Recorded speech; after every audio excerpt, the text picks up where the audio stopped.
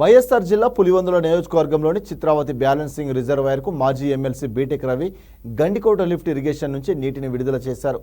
తీవ్ర వర్షాభావ పరిస్థితుల వల్ల నియోజకవర్గంలో రైతులు ఇబ్బందులు పడుతున్నారని తెలిపారు.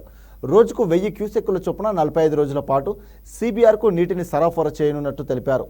సాగు తాగునీటి అవసరాలకు నీటిని వినియోగించనున్నారు. రైతులను దృష్టిలో ఉంచుకుని ముఖ్యమంత్రి చంద్రబాబు నీటి విడుదలకు చొరవ చూపారని బీటెక్ రవి అన్నారు. పులివెందుల నియోజకవర్గంలో ఉండే 2 ప్రధాన డ్యామ్లు అయినటువంటి చిత్రావతి రిజర్వాయర్ కావచ్చు, అలాగే పైడిపాలెం కావచ్చు, అక్కడికి ఈ రోజు గండికోట జలాశయం నుంచి కూడా పంపింగ్ స్టార్ట్ చేయడం జరుగుతూ ఉంది. అంటే పైడిపాలెంలో ఆల్రెడీ దాని కెపాసిటీ వచ్చేసి 6 టీఎంసీ అయితే ప్రస్తుతానికి స్టాక్ వచ్చి 2.5 టీఎంసీ నుంచి ఆ తర్వాత 3 టీఎంసీలు ఉంది. తర్వాత ఇక్కడికి డైలీ కూడా 500 క్యూసెక్ల సామర్థ్యంతో ఆ తర్వాత ఇక్కడ పంప్ హౌస్లు అంతా స్టార్ట్ చేయడం జరుగుతూ ఉంది. అలాగే చిత్రావతికి కూడా 1000 క్యూసెక్లు చొప్పున రోజు అక్కడ కూడా ఆల్రెడీ 2.5 నుంచి 3 టీఎంసీలు ఉన్నాయి. 8.5 నుంచి 9 టీఎంసీలు పెట్టే విధంగా ఇక్కడ ఇరిగేషన్ అధికారులు అంతా కూడా ప్లాన్ చేస్తా ఉన్నారు. కూడా గమనించండి, ఎంత అంటే అంత మాటలు వైఎస్ఆర్సీపీకి చెందుతారు.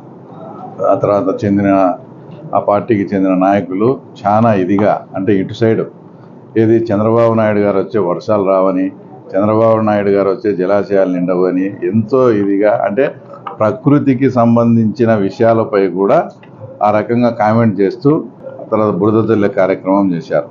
తర్వాత ఈరోజు గమనించండి, 40 ఇయర్స్ చరిత్రలో ఎప్పుడే కూడా ఆగస్టు నెల మొదటి వారంలో శ్రీశైలం కానీ నాగార్జున సాగర్ కానీ నిండిన చరిత్ర లేదు.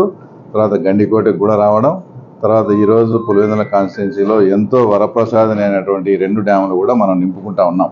మనకు కావాల్సినంత వాటర్ ఉంది. ఈ వాటర్ను ఇంకా మైక్రో ఇరిగేషన్ ద్వారా కావచ్చు, తర్వాత చిన్న చిన్న ఫీల్డ్ ఛానల్స్ ద్వారా ఇంకా రైతులకు మరింత ఉపయోగపడే విధంగా కూడా దీన్ని తీర్చిదిద్దితే భవిష్యత్తులో రాయలసీమలో పులివెందుల ప్రాంతం అనేది హై జీడిపి ప్రకారం ఒక సస్యశ్యామలమైన ప్రాంతంగా కూడా ఆ తర్వాత భవిష్యత్తులో అభివృద్ధి చెందే ఇది ఉంది.